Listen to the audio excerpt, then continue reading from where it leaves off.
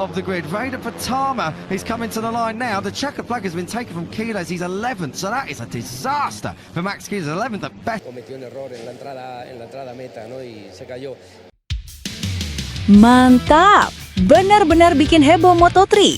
Siapa sangka petinggi Aspar Team Jorge Martinez ikut beri komentar cerdas begini usai melihat Veda Ega Pratama tampil mengejutkan tembus posisi 6 dari start P17. Bahkan sindir tim Honda tak mampu beri Veda motor berkualitas hingga akui wacana akan gaet Veda musim depan satu tim dengan Quiles. Di sisi lain bikin heboh, Hakim Danish di luar dugaan malah akui gak terima kalah telak dari Veda Ega, berani sebut hanya menang beruntung. Sampai bahkan blak-blakan bilang keras gini di hadapan publik. Wah, validkah begitu? Simak fakta selengkapnya berikut ini ya guys. Sebelumnya, mohon subscribe channel ini dulu, supaya gak ketinggalan info bola terbaru. Performa luar biasa Veda Ega Pratama di Moto3 Spanyol 2026 ternyata tidak hanya mengundang decak kagum dari penggemar, tetapi juga dari tokoh penting di paddock. Salah satu yang paling mencuri perhatian adalah komentar dari petinggi Aspar Team Jorge Martinez yang secara terbuka mengakui kualitas luar biasa pembalap muda Indonesia tersebut. Balapan di Circuito de Jerez Angel Nieto memang menghadirkan cerita yang sulit dilupakan. Di saat Máximo Quiles sukses merebut kemenangan, perhatian justru ikut terseret ke arah Veda yang memulai balapan dari posisi ke-17 namun mampu menembus posisi ke-6. Lebih dari sekedar hasil, cara Veda mencapainya menjadi bahan pembicaraan. Ia sempat merangsek hingga posisi 5 besar pada lap ke-13. Bahkan dalam beberapa momen, peluang untuk finish di posisi 5 bahkan 4 besar terlihat begitu nyata. Duel sengitnya dengan Alvaro Carpeye menjadi salah satu highlight balapan, sebelum akhirnya harus mengakui keunggulan rivalnya itu di lap terakhir. Namun bagi Jorge Martinez, hasil tersebut justru menyimpan makna yang jauh lebih besar. Dalam keterangannya kepada media, ia tidak ragu memberikan pujian tinggi. Yang dilakukan Veda hari ini sangat mengesankan, ungkap Martinez. Start dari posisi 17 dan hampir masuk top 5, bahkan sempat terlihat bisa ke posisi 4. Itu bukan hal biasa di Moto3. Pernyataan itu langsung menjadi sorotan. Bagi seorang tokoh yang telah lama berkecimpung di dunia balap dan membina banyak talenta muda, pengakuan seperti ini memiliki bobot yang sangat besar. Namun Martinez tidak berhenti di situ. Ia justru menyoroti satu aspek yang menurutnya sering luput dari perhatian banyak orang, yakni faktor motor. Kalau kita bicara jujur, motor yang dia gunakan tidak berada di level yang sama dengan beberapa tim lain. Lanjutnya, di Moto3 detail kecil sangat menentukan, dan dalam hal ini beberapa tim memang memiliki paket yang sedikit lebih unggul. Pernyataan tersebut seolah menjadi kode keras bahwa performa Veda bahkan melampaui kapasitas teknis yang ia miliki saat ini. Dengan kata lain, apa yang ditunjukkan Veda di Jerez bukan hanya soal kemampuan, tetapi juga tentang bagaimana ia mampu menutup kekurangan dengan skill dan mentalitas. Yang membuat komentar Martinez semakin menarik adalah ketika ia mulai membandingkan Veda dengan pembalap andalannya sendiri, Máximo Quiles, yang notabene keluar sebagai pemenang balapan tersebut. Secara gaya balap, saya melihat banyak kemiripan antara Veda dan Quiles, ujarnya. Mereka sama-sama tenang, presisi, dan tahu bagaimana mengelola balapan. Kalimat itu langsung memantik diskusi panjang di paddock. Menyamakan seorang rookie dengan pembalap yang baru saja memenangkan balapan jelas bukan pernyataan sembarangan.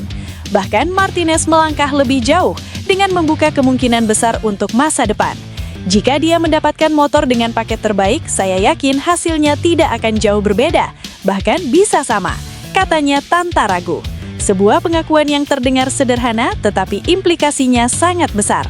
Lebih mengejutkan lagi, Martinez secara terbuka mengisyaratkan ketertarikannya terhadap Veda untuk musim datang. Kami tentu selalu mencari pembalap dengan potensi besar, ungkap Martinez. Dan Veda adalah salah satu nama yang sangat menarik untuk dipertimbangkan di masa depan. Tidak menutup kemungkinan suatu hari dia bisa berada dalam satu grup dengan pembalap kami. Pernyataan ini langsung membuat spekulasi berkembang liar. Apakah ini sinyal bahwa Aspar Team mulai melirik serius Veda untuk bergabung di masa depan? Jika benar, maka ini bisa menjadi langkah besar dalam karier pembalap asal Gunung Kidul tersebut. Di sisi lain, komentar Martinez juga menjadi semacam validasi bahwa Veda sekarang tidak lagi dipandang sebagai sekedar rookie menjanjikan. ia sudah masuk dalam radar tim-tim besar. Dan semua itu berawal dari satu balapan di Jerez. Balapan di mana ia mulai dari posisi 17 dan hampir menembus 4 besar. Kini pertanyaan besar mulai muncul. Apa yang akan terjadi jika Veda benar-benar mendapatkan motor dengan paket terbaik? Apakah ia bisa langsung bersaing untuk kemenangan? Atau bahkan menjadi penantang gelar? Yang jelas, satu hal sudah pasti. Veda Ega Pratama telah membuktikan bahwa dirinya pantas berada di level tertinggi. Dan mungkin ini baru permulaan. Menurut kamu, apakah Veda memang sudah layak mendapatkan motor yang lebih kompetitif dan bergabung dengan tim besar seperti Aspartim? Atau sebaiknya ia terus berkembang dulu di tim saat ini? Hasil luar biasa yang ditorehkan Veda Ega Pratama di Moto3 Spanyol 2026 rupanya tak hanya menuai pujian, tetapi juga memicu reaksi panas dari rivalnya. Di tengah euforia publik Indonesia yang bangga melihat Veda melesat dari posisi ke-17 hingga finish di urutan ke-6, justru muncul pernyataan mengejutkan dari pembalap Malaysia Hakim Danish yang bikin suasana makin memanas. Dalam sesi wawancara pasca balapan, Hakim Danish secara terbuka mengaku tidak puas, bahkan terkesan tidak terima dengan hasil yang diraih Veda. Pernyataan tersebut sontak menyedot perhatian pedok dan penggemar balap karena disampaikan dengan nada yang cukup tajam dan blak-blakan. Alih-alih memberikan selamat secara sportif, Hakim justru melontarkan komentar yang memancing perdebatan.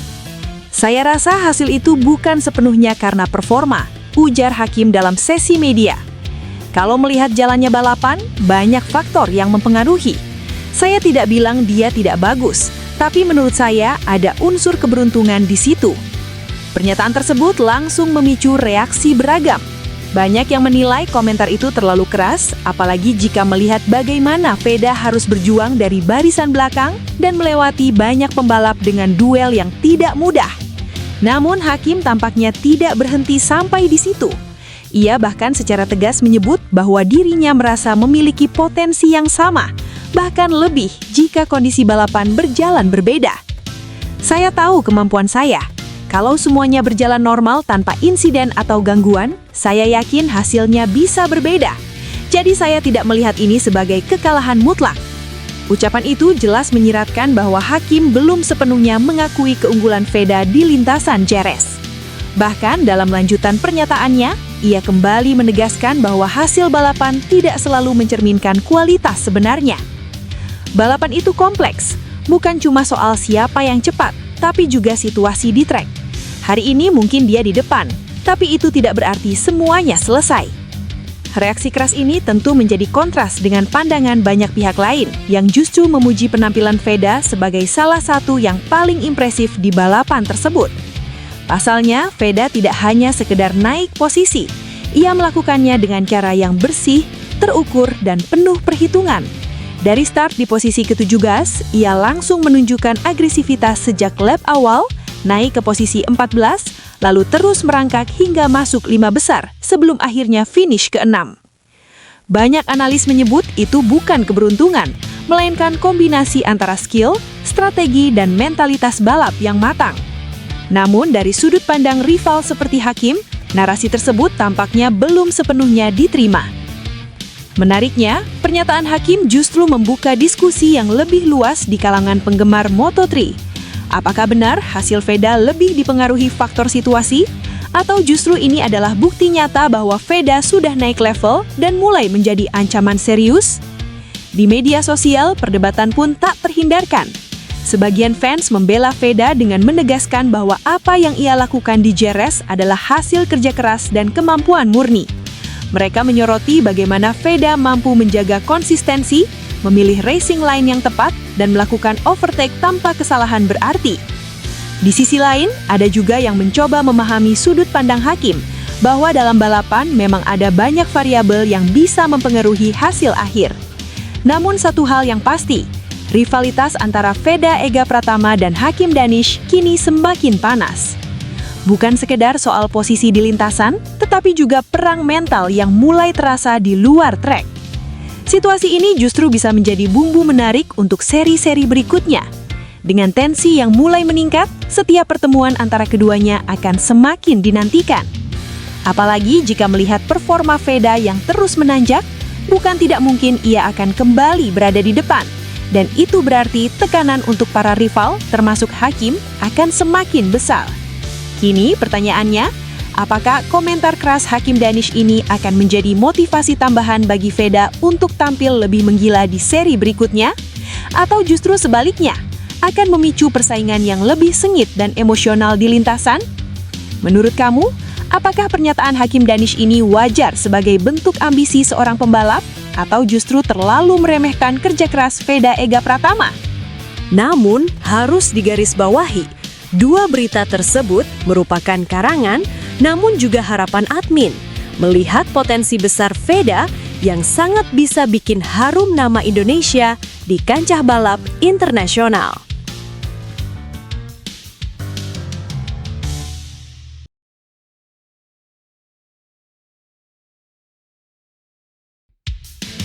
Perjalanan Feda Ega Pratama di Moto3 Spanyol 2026 memang menghadirkan cerita yang penuh tantangan sekaligus harapan. Kali ini, pembalap muda berusia 17 tahun tersebut harus menerima kenyataan tidak memulai balapan dari barisan depan. Ia akan start dari posisi ke-17, sebuah titik awal yang tentu tidak ideal di tengah persaingan Moto3 yang begitu ketat. Namun, memulai dari baris belakang bukan berarti segalanya sudah tertutup. Justru disitulah cerita besar sering dimulai. Jika menengok ke belakang, Feda pernah menunjukkan bahwa dirinya mampu menembus keterbatasan posisi start.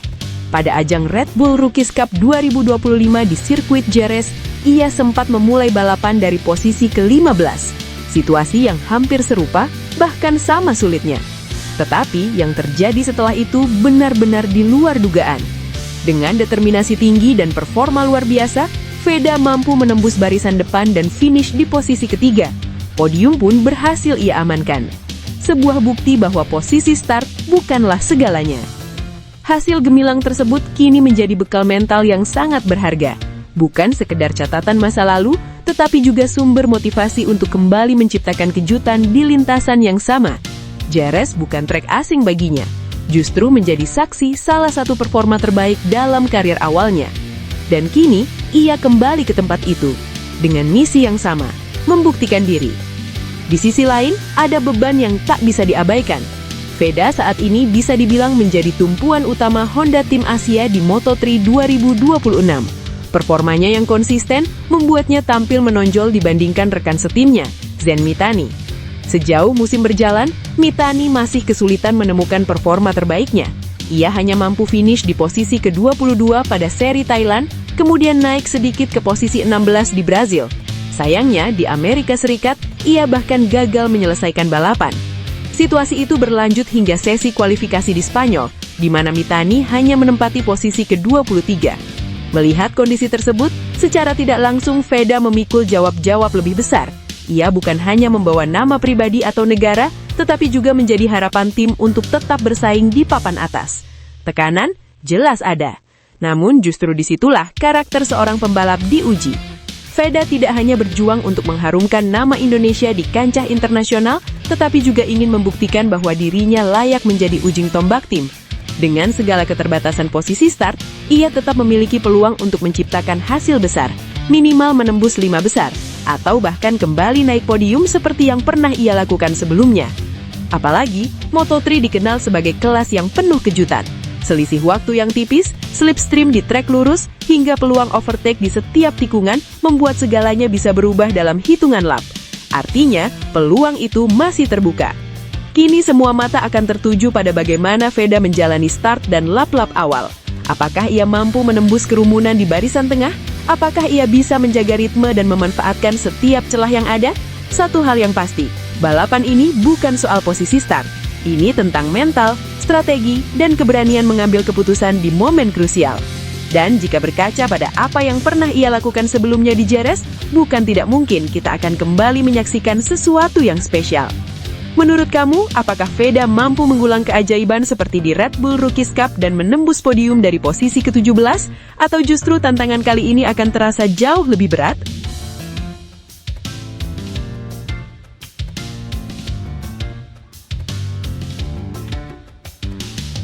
Pernah podium di Jerez, Hakim Danish ogah sesumbar di Moto3 Spanyol 2026. Menjelang bergulirnya Moto3 Spanyol 2026, perhatian publik tak hanya tertuju pada para pembalap papan atas, tetapi juga pada sosok muda penuh potensi asal Malaysia, Hakim Danish Ramli.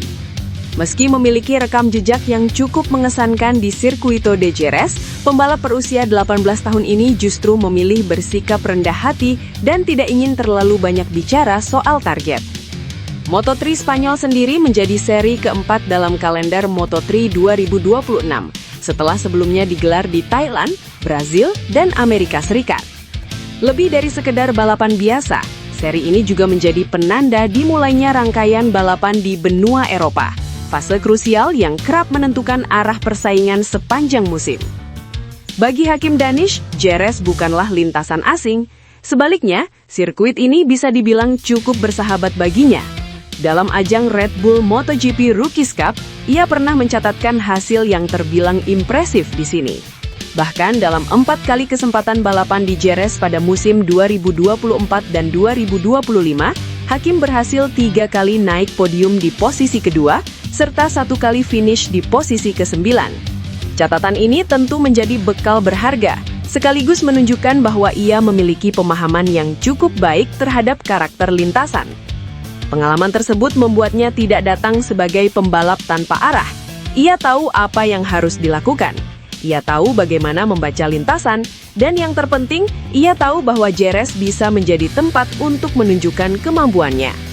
Namun menariknya, dengan semua modal tersebut, Hakim justru memilih tidak sesumbar. Alih-alih memasang target tinggi secara terbuka, ia lebih memilih fokus pada performa terbaik yang bisa ia tampilkan di lintasan. Meskipun ada tikungan stop and go dan zona pengereman keras, saya berharap bisa melakukan yang terbaik, ujar Hakim dikutip dari Bernama. Saya juga berharap masyarakat Malaysia akan terus mendoakan kesuksesan saya pada balapan akhir pekan ini. Pernyataan ini mencerminkan pendekatan yang cukup dewasa dari seorang pembalap muda.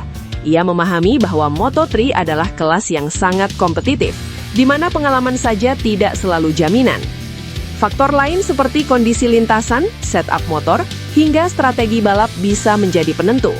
Sirkuit Jerez sendiri memang dikenal sebagai lintasan yang cukup menantang. Dengan panjang sekitar 4,4 km, trek ini memiliki kombinasi 8 tikungan kanan dan 5 tikungan kiri. Selain itu, adanya trek lurus sepanjang 607 meter, membuat keseimbangan antara kecepatan dan teknik menjadi sangat penting. Tidak heran jika balapan di sini menuntut fokus tinggi dari para pembalap. Sedikit saja kesalahan bisa berakibat fatal. Hakim pun tampaknya sangat menyadari hal tersebut. Ia tidak hanya mengandalkan pengalaman masa lalu, tetapi juga mempersiapkan diri secara serius menjelang balapan. Setelah GP Amerika Serikat, ia bahkan memilih tetap berada di Spanyol untuk memaksimalkan latihan. Setelah 3 minggu istirahat, minggu ini adalah minggu balapan untuk putaran keempat di Jerez. Saya sangat menantikan untuk kembali ke lintasan dan merasa sangat termotivasi menjelang akhir pekan. Ujar Hakim, setelah GP Amerika Serikat, saya tetap berada di Spanyol selama 3 minggu untuk melanjutkan latihan di atas motor, serta bersepeda dan berlari bersama pembalap lain. Persiapan ini menunjukkan bahwa ia tidak ingin menyia-nyiakan kesempatan. Ia datang dengan kesiapan, ia datang dengan motivasi, namun tetap dengan sikap rendah hati. Kini pertanyaannya, apakah kombinasi pengalaman, persiapan, dan mentalitas seperti ini cukup untuk membawa Hakim Danish meraih hasil besar di Moto3 Spanyol 2026? Atau justru ketatnya persaingan di kelas Moto3 akan kembali menghadirkan kejutan? Menurut kamu, apakah Hakim Danish bisa memanfaatkan pengalamannya di Jerez untuk kembali naik podium? Atau ia masih perlu waktu untuk benar-benar bersaing di level teratas?